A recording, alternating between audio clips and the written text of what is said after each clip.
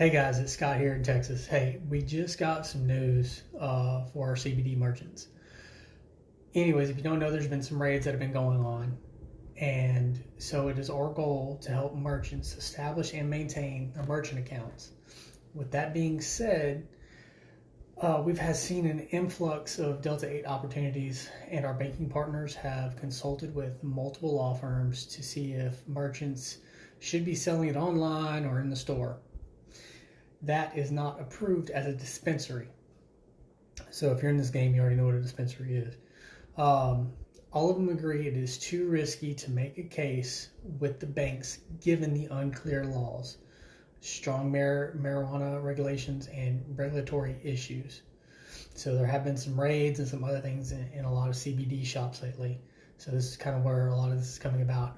We strongly advise that merchants to stay clear of it for the time being until murky waters clear up. You're putting your merchant accounts at risk and could be facing unforeseen penalties elsewhere. Obviously, it is up to you as a merchant, but you do not want to run the risk of being terminated.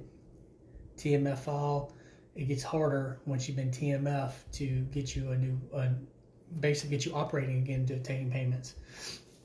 This is from a bank's perspective, so it's really, so this is an opinion.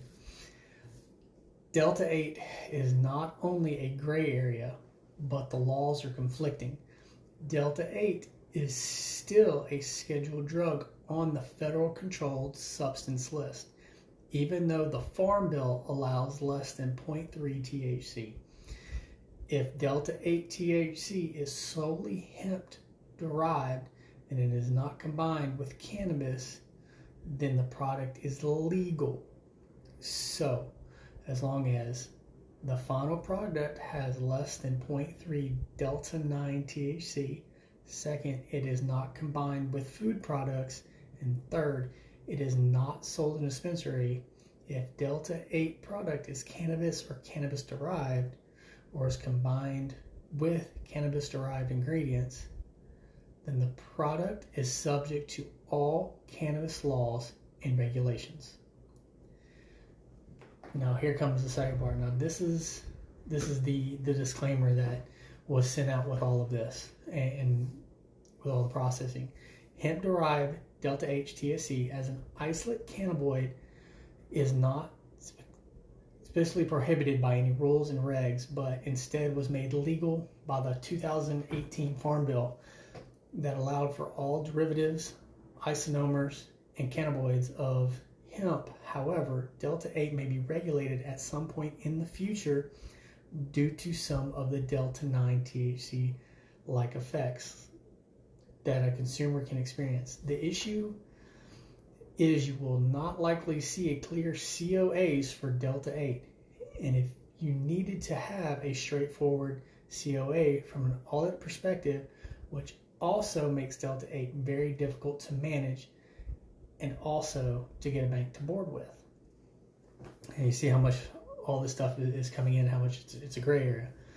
Now, on August 8th, the DEA released an interim rule making clear that if hemp extract contains more than 0.9 Delta 9 THC on a dry weight basis, it is considered a Schedule 1 controlled substance, even if it was extracted from a hemp biomass that contained 0.3 Delta 9 THC.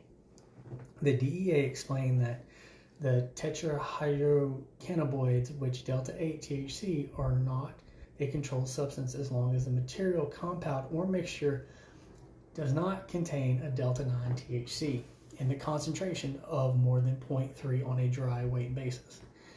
And the tetrahydrocannabinoids are naturally occurring constituents of the plant material and not synthetic.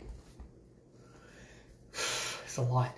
The DEA's new position on hemp and hemp-derived cannabinoids increases criminal risk for hemp processors. If you own a hemp business and or if you are exploring the business around Delta 8 THC, it may be time to review your operations and propose business plans. This is the big